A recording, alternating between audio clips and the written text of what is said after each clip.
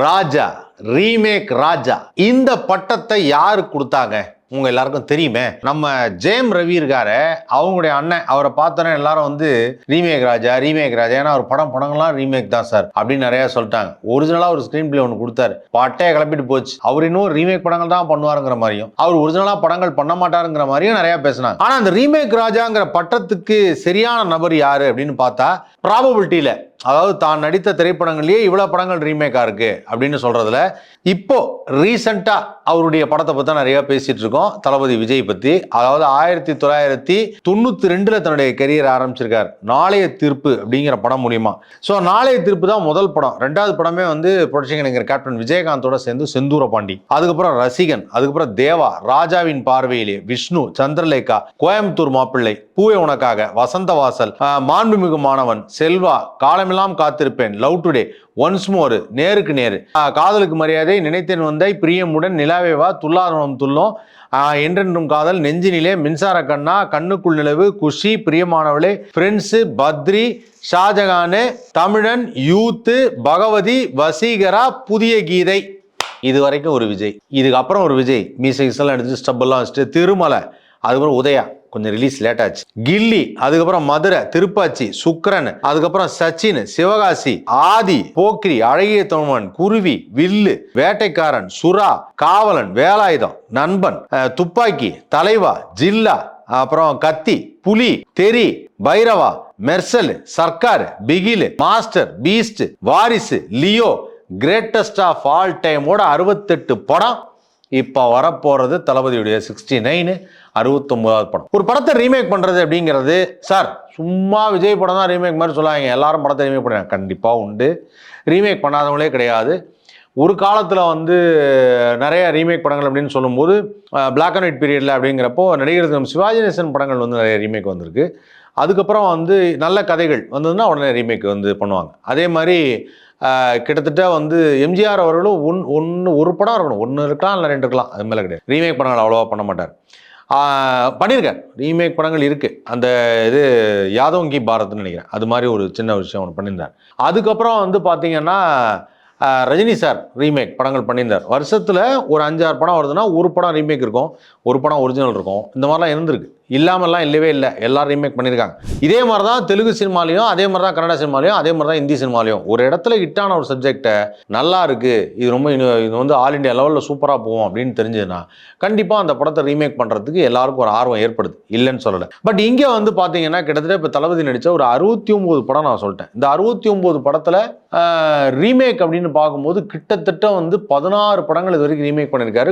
இப்போ வரப்போகிற ஜனநாயகனோட சேர்த்து 17 படங்கள் வந்து ரீமேக் பண்ணியிருக்காரு. இந்த 17 படங்களும் எப்படி போயிருக்கு அப்படிங்கிறத பற்றி தான் நான் யோசித்தேன். ஸோ இந்த 17 படங்களும் ரொம்ப முக்கியமான சில படங்களாக ரசிகர்கள் மத்தியில் பெரிய வரவேற்பை பெற்ற படங்களாகவும் இருக்குது ஒரு சில படங்கள். இப்போ இந்த ரீமேக் பண்ணுறதுல வந்து சார் நீங்கள் சொன்னீங்களா யாருக்குனே மற்ற நடிகர்லாம் ரீமேக் பண்ணியிருக்காங்க. எப்படி பண்ணியிருக்காங்க அப்படின்னா, இப்போ வந்து ரஜினி சாரான ஒரு எக்ஸாம்பிளுக்கு எடுத்துக்கிறேன். போக்கிரி ராஜா அது ஒரு ரீமேக் தான். ஸோ போக்கிரி ராஜா பண்ணுறாரு. அதுக்கப்புறம் வந்து அதே சமயத்தில் வந்து ஒரு தில்லுமுள்ளு பண்ணுறாரு, ரீமேக் தான். அதுக்கப்புறம் வந்து இப்போ நெட்ரிகன் அது ரீமேக் கிடையாது. இங்கே நம்ம ஒரு விஷயம் புரிஞ்சுக்கணும். ஒரு வருஷத்தில் ஒரு 10 படம் ரிலீஸ் ஆகுதுன்னா 10 படத்தில் 2 படம் ரீமேக்கு, 2 ஸ்டேட் ஹிந்தி, ஒரு தெலுங்கு படம் டேட்டா பண்ணுறது, இப்படி மிக்சடாக பண்ணியிருக்காங்க. அப்போ அந்த காம்பினேஷன்ஸ் பர்முடேஷன்ஸ் வந்து கொஞ்சம் ஒய்டராக இருந்திருக்கு, நிறையா படங்கள் பண்ணுறாரு. ஆனால் இங்கே வந்து தளபதியுடைய ஹிஸ்ட்ரி எடுத்து பார்க்கும்போது இல்லை, 69 படத்தில் கிட்டத்தட்ட வந்து 16 படம் பண்ணியிருக்காரு இது வரைக்கும் ரீமேக்கு. இப்போ 17வது படம் பண்ணிட்டு இருக்காருங்கிறது பெரிய விஷயமா இருக்குது. ஏன்னா அவர் ஒரிஜினல் ஸ்க்ரீன் பிளேல பண்ணது கம்மி. ஆனால் அந்த ஒரிஜினல் ஸ்க்ரீன் பிளேல சில படங்கள் வெற்றி அடைஞ்சிருக்கு. பூவனுக்காக original screen play, Love Today original screen play, அந்த படம்லாம் வெற்றி அடைஞ்சிருக்கு. ஆனால் உடனே நான் 2 படம் வெற்றி அடைஞ்சோன்னே மறுபடியும் 3வது வந்து ரீமேக்கில் இருக்காரு. அதே மாதிரி இவர் படத்தையும் ரீமேக் பண்ணியிருக்காங்க. குஷி படம் வந்து இவர் படத்தை ரீமேக் பண்ணியிருக்காங்க. ஸோ அந்த வகையில் இவருடைய அந்த ரீமேக் லிஸ்ட் அப்படின்னு எடுத்து பார்க்கும்போது இல்லை, அதில் வந்து ஃபஸ்ட்டு சொல்ல வர்றது வந்து காதலுக்கு மரியாதை, நினைத்தேன் வந்தாய், பிரியமுடன், பிரியமானவளே, ஃப்ரெண்ட்ஸு. இதில் காதலுக்கு மரியாதை சூப்பர் டூப்பர் ஹிட்டு, நினைத்தேன் வந்தாய் நல்ல ஹிட்டு. ஆனால் ப்ரொடியூசருக்கு கொஞ்சம் லாஸ், டிஸ்ட்ரிபியூட்டருக்கு ஹிட்டுன்னு நினைக்கிறேன். பிரியமுடன் ஹிட்டாக ஓடிச்சு, ஓரளவுக்கு நல்லா ஓடிச்சு. பிரியமானவளே ஓடிச்சு 2000. அந்த படம் வந்து தெலுங்கு படம், பவித்ர பந்தம் அப்படின்னு சொல்லிட்டு அந்த கான்ட்ராக்ட் போட்டு லவ் பண்ணி கல்யாணம் பண்ணார்லாம் அது. அதுக்கப்புறம் ஃப்ரெண்ட்ஸு மலையாளத்துலேருந்து எடுத்தார். பத்ரி எகெயின் வந்து தெலுங்குலேருந்து, அந்த படமும் வந்து ஓரளவுக்கு ஆவரேஜாக போச்சு, பெரிய லெவலில் சொல்ல முடியாது. யூத்து அதுவும் வந்து ஒரு தெலுங்கு ஃபிலிம், சிறு நவுலு அப்படின்னு சொல்லிட்டு. ஸோ யூத் படத்தில் தான் அவர் வந்து அந்த அது என்ன சொல்கிறது, செஃப்பாக வருவார். நான் ஒரு ஹோட்டலில் சமயக்காரனாக இருக்கேன், இதில் என்ன இருக்குது அப்படின்வார். ஸோ அதுதான் யூத்து. அதுக்கப்புறம் வந்து வசீகரா, அந்த படமும் உனக்கு தெரியும். கில்லி சூப்பர் டூப்பர் ஹிட்டு, அங்கே ஒக்கடு இங்கே கில்லி. அதுக்கப்புறம் சச்சின், அதுக்கப்புறம் ஆதிக்கு அப்புறம் வந்து போக்கிரி, போக்கிரிக்கு அப்புறம் வந்து வில்லு, அதுக்கப்புறம் காவலன், வேலாயுதம், நண்பன். இப்படி 16 படங்கள் இருந்தாலும் இந்த 16 படத்தையும் தாண்டி இப்போ 17வது படம் தான் ஜனநாயகன். ஸோ ஜனநாயகன் வந்து பார்த்தீங்கன்னா எகெயின் அது ஒரு ரீமேக் அப்படின்னு நான் சொல்லியிருந்தேன். அது எல்லாருக்குமே தெரியும். அது வந்து என்ன சார், அது நம்ம பாலகிருஷ்ணா நடித்த படம் தானே சார் அப்படின்னாங்க. ஆமாம் சார், பாலகிருஷ்ணா நடித்த படம். ஆனால் சீன் பை சீன் எடுத்து வச்சிருக்காங்களே அப்படின்னு நானே சொன்னேன். அப்புறம் ஒரு முக்கியமான விஷயத்த சொல்ல விட்டேன். அது என்னன்னா, பாலகிருஷ்ணா நடித்த படம் வந்து ஆல்ரெடி நடிகர் திரு சிவாஜி கணேசன் நடித்த ஒரு படம், அந்த படத்துலேருந்து தான் கதை எடுத்திருக்கிறாங்க அப்படிங்கிற விஷயத்த லைட்டாக சொன்னேன். பாபுன்னு ஒரு படம். அப்போ ஒருத்தர் கமெண்ட் பண்ணியிருந்தார், சார் பாபுவே ஒரு ஹிந்தி படம் தான் சார் அப்படின்னு இருந்தார் ஒருத்தர்.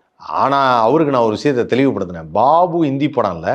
பாபு வந்து எகெயின் வந்து பார்த்தீங்கன்னா ஒரு மலையாளத்தில் வந்த ஒரு படம்.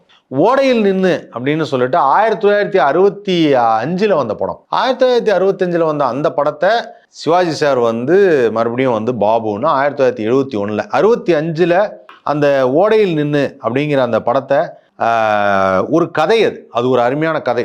அந்த ரைட்டர் யாருங்கிறத நான் சொல்லிடுறேன். ஓடையில் நின்று அப்படிங்கிற படம் இருக்கு இல்லையா, அந்த படத்தை டைரக்ட் பண்ணது வந்து டைரக்டர் KS சேதுமாதவன். அண்ட் இந்த படத்தை எழுதினது P.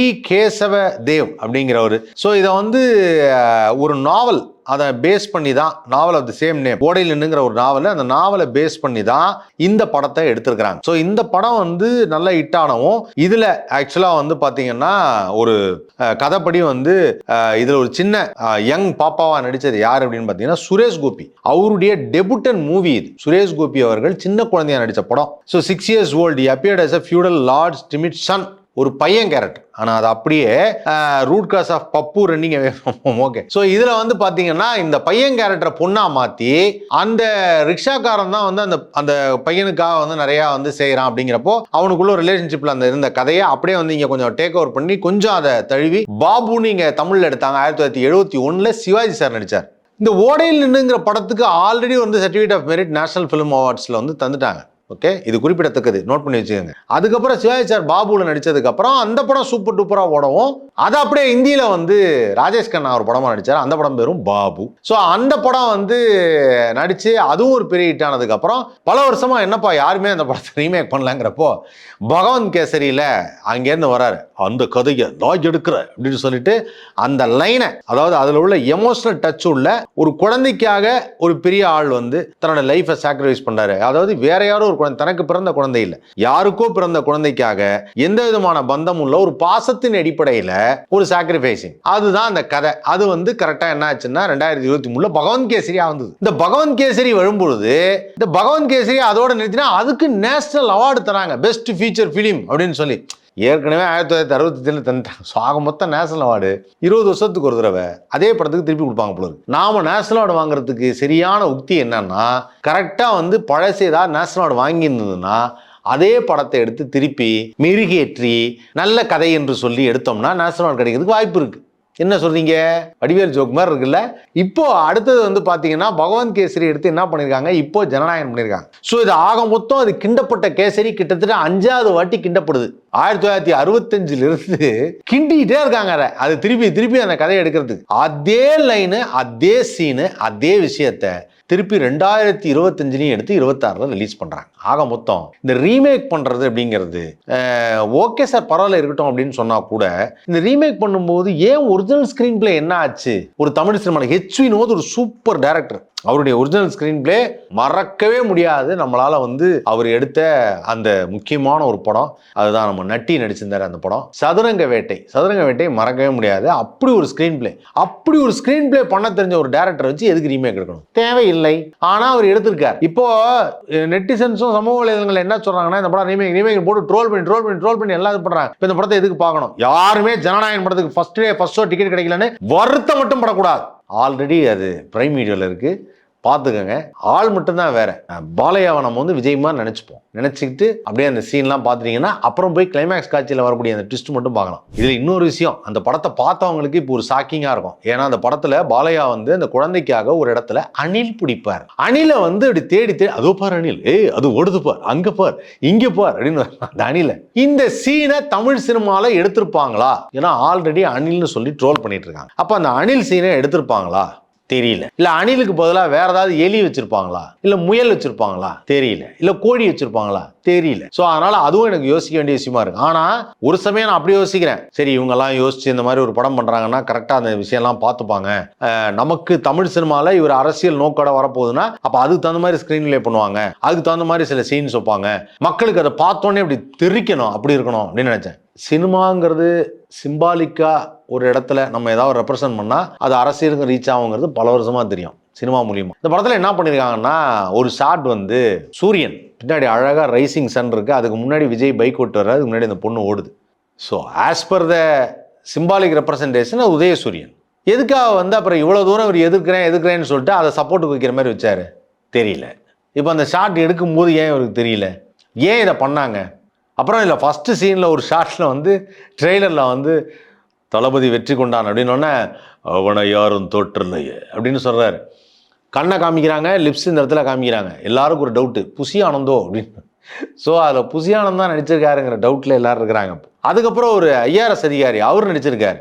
அதிகாரத்தில் இருக்கும் பொழுது, அதிகாரியாக இருக்கும்போது நடிக்கக்கூடாதுன்னு ஒரு ரூல் இருக்குதான். ஆனால் அவர் வந்து இந்த படம் ஷூட்டிங் வந்து ஜூன் 2ஆம் தேதி முடிஞ்சிச்சுன்னு சொல்லியிருக்காங்க. அவர் கட்சியில் சேர்ந்தது ஜூன் 9ஆம் தேதி. அப்போ ஜூன் 2ஆம் தேதிக்கு முன்னாடியே இந்த பாட்டு எடுத்திருப்பாங்க. அப்போ அந்த பாட்டில் அவர் இருக்காரு அப்படின்னா எப்படி அதிகாரத்தில் இருந்துக்கிட்டே அவர் வந்து படம் நடிக்க முடியும்? அப்போனா இல்லை சார், அவர் மே 22 கட்சி இது அதிகாரத்துலேருந்து ராஜினாமா பண்ணியிருக்காரு, ஒரு 8 நாள் கேப்பில் அந்த பாட்டு எடுத்திருக்காங்க.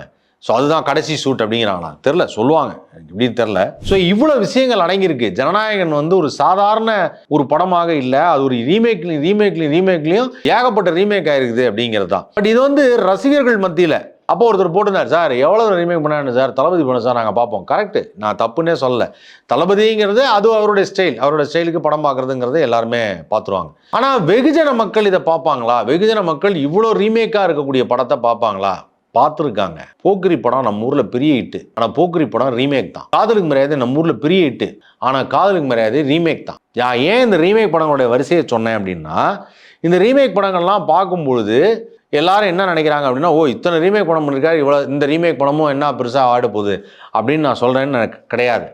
3 Idiots ரீமேக் தான். அது 3 Idiotsலேருந்து நண்பன் ரீமேக் தான், நல்லா ஓடிச்சு. வேலாயுதம் ஆசாத் படத்தோட ரீமேக் தான், நல்லா போச்சு. காவலன் இங்கே நல்லா போச்சு, மலையாள படத்துலேருந்து ரீமேக்கு. அதுக்கப்புறம் வந்து கில்லி ஒக்கடு நல்லா போச்சு, அது தெலுங்கு படத்துலேருந்து ரீமேக்கு. ஆனால் இதெல்லாம் ஒரு குறிப்பிட்ட காலம். இப்போது நண்பன் வரைக்கும் எடுத்துட்டா கூட 2012, இந்த 2012-13 அப்புறம் இல்லை என்ன ஆயிடுச்சுன்னா, இந்த ஓடிடி தளங்களில் அதுக்கப்புறம் வந்து யூனிவர்சல் குளோபலைசேஷன் ஒன்று சொல்லுவாங்க. அதாவது எல்லாரும் எல்லா படங்களையும் பார்க்கறதுக்கு வாய்ப்பு வந்துடுச்சு. நீங்கள் தமிழ்நாட்டில் இருந்தாலும் நீங்கள் கேரளாவில் ரிலீஸ் ஆன படத்தை பார்க்கலாம், ஆந்திராவில் ரிலீஸ் ஆன படத்தை பார்க்கலாம், இந்தியாவில் ரிலீஸ் ஆன படத்தை பார்க்கலாம், போஜ்புரி பார்க்கலாம், குஜராத்தி பார்க்கலாம் அப்படின்னு சொல்லிட்டு ஓடிடியில் ஒரு ஆப்ஷன் வந்துருச்சு. அப்படி ஆப்ஷன் வரும்பொழுது எல்லாரும் பார்த்துடுறாங்க. இப்போ சேலஞ்ச் என்னன்னா, எல்லாரும் பகவந்த் கேசரி பாதி பேர் பார்த்துட்டாங்க. இப்போது இந்த படத்தை ட்ரோல் பண்ணோன்னே பார்த்துருவோம் அது என்ன படம்னு.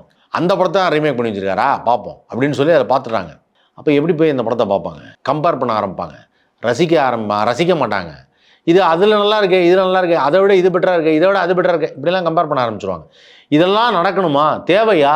விஜயுடைய கடைசி படம்னு அவர் சொல்கிறது ஒரு ஒரிஜினல் ஸ்கிரிப்டில் பண்ணியிருக்கலாம். எத்தனை டேரக்டர்ஸ் காத்திருக்கிறாங்க, எத்தனை டேரக்டர்ஸ் கையில் வந்து ஸ்கிரிப்ட் வச்சுருக்கிறாங்க. ஏன் அவங்களெல்லாம் பார்க்கல? சொந்தமாக ஒரு கதையில் உங்களால் பண்ண முடியலையே. சொந்தமாக நான் லாஸ்ட் படம் பண்ணுறேன், ஒரு கதை பண்ணுறேன், நான் ஓனாக டைலாக் சொல்கிறேன், நான் ஓனாக எனக்கு ஒரு உணர்வு பூர்வமான ஒரு கதையை ரெடி பண்ணுறேன்னு பண்ண முடியலையே. எப்படி அப்புறம் பாலிடிக்ஸில் சொந்தமாக? புரியலையே. யோசிக்க வேண்டிய விஷயம். பட் இன்னொரு விஷயமும் சொல்கிறேன், Jananayagan is stand alone film. அது யாரு கூடயும் போட்டி கிடையாது. ஜனநாயகனுக்கு போட்டி பகவந்த் கேசரி தான். ஜனநாயகனுக்கு போட்டி வந்து பராசக்தி கிடையாது. பராசக்தி ஒரு ஒரிஜினல் ஸ்டோரி, அது எந்த படத்துடைய ரீமேக்கும் கிடையாது. அது ஒரு ஒரிஜினல் ஸ்டோரி, புது ஸ்க்ரீன் பிளே. அதில் வந்து இந்த படத்தை இதோட கம்பேர் பண்ணுறது, சுதா கோங்கரா டைரக்ஷன் எப்படி இருக்கும்? சுதா கோங்கரா, அர்ஜுன் நடேசன், கணேசா இவங்கெல்லாம் எழுதின புது ஸ்க்ரீன் பிளே. அந்த புது ஸ்க்ரீன் பிளே சில உண்மை சம்பவங்களை கோர்த்து சில விஷயங்களை வச்சு அதை மையப்படுத்தி அந்த காலகட்டங்களை நினைவூட்டி அப்படி படம் பண்ணியிருக்காங்க. அதனால் நாம் ரொம்ப ஒரு தெளிவாகவே இருக்கணும். என்ன அப்படின்னா, இந்த படம் எதோடையும் கம்பேர் பண்ணாதீங்க, அதை விட இது பெட்டருங்காதீங்க, இதை விட அது சூப்பருங்காதீங்க, எதுவுமே இல்லை. அது தனி, இது தனி. பார்த்துருவோம் ஜனநாயகன் எப்படி இருக்குது. இதை மீறி இவ்வளோ ரீமேக் விஷயங்கள் நான் சொல்லியிருக்கேன். இவ்வளோ ரீமேக் விஷயங்களை மீறி இந்த காலகட்டத்துக்கு இந்த படம் எப்படி ஓடப்போகுது, எப்படி இருக்க போகுது, எப்படி மக்களுடைய ரெஸ்பான்ஸ் இருக்க போகுது, இது சூப்பர் ஹிட் ஆகும் அப்படின்னு ஒரு சில பேர் சொல்கிறாங்க. நானும் அதை நம்புகிறேன். ஏன்னா கடைசி படம்னு சொல்லிட்டாரே, கடைசி படம்னு சொல்லிட்டாருன்னா அப்போ எல்லாரும் பார்க்குறதுக்கு தயாராக இருப்பாங்களே. சார் ரீமேக்காக இருந்தானே எதுவாக இருந்தானே சார், ஒரே ஒரு ஸ்க்ரீனில் பார்த்தோன்னா சார் லாஸ்ட்டாக ஒரு டான்ஸு, அந்த மேட்ரு சரிங்க. லாஸ்ட் படம் ரீமேக் தான் ஒன்றுன்னு ஆசைப்பட்டார். இவருக்கு ஆல்ரெடி மகேஷ் பாபு நடித்த படம்லாம் எடுத்து ரீமேக் பண்ணி அதெல்லாம் ஹிட் ஆகிருக்குது. கில்லி ஆயிருக்குது, போக்கிரி ஆயிருக்கு, எல்லாம் சூப்பர் டூப்பர் ஹிட்டு. இந்த பரத் என்னும் நான் அப்படின்னு சொல்லிட்டு மகேஷ் பாபு ஒரு படம் நடித்தார். அதில் தான் அவர் வந்து கிளைமேக்ஸில் சிஎம் ஆகிற மாதிரி ஒரு படம் வரும். நீங்கள் தான் பொலிட்டிக்கல் வரீங்க, சிஎம் ஆகணும்னு ஆசைப்படுறீங்க, அந்த படத்தை எடுத்து ரீமேக் பண்ணிருக்கலாமே, நல்லா இருந்திருக்குமே. இப்போ பரத் என்னும் நானை வந்து அது யார் இனிமே பண்ணுவா, இனி யார் இருக்கா? நீங்கள் வேற கடைசி படம் சொல்லிட்டு போயிட்டீங்க. யோசிச்சு பாருங்க, மறந்துருப்பீங்க. 2027 வந்து அந்த படத்தை ரீமேக் பண்ணுங்க, நல்லா இருக்கும். என்ன கொஞ்சம் லேட்டு, மறுபடியும் அடுத்த எலெக்ஷனுக்கு முயற்சி பண்ணலாம்ல. ப்ளீஸ் ட்ரை தட்ட பார்ப்போம். அது வரைக்கும் தொடர்ந்து பாருங்க.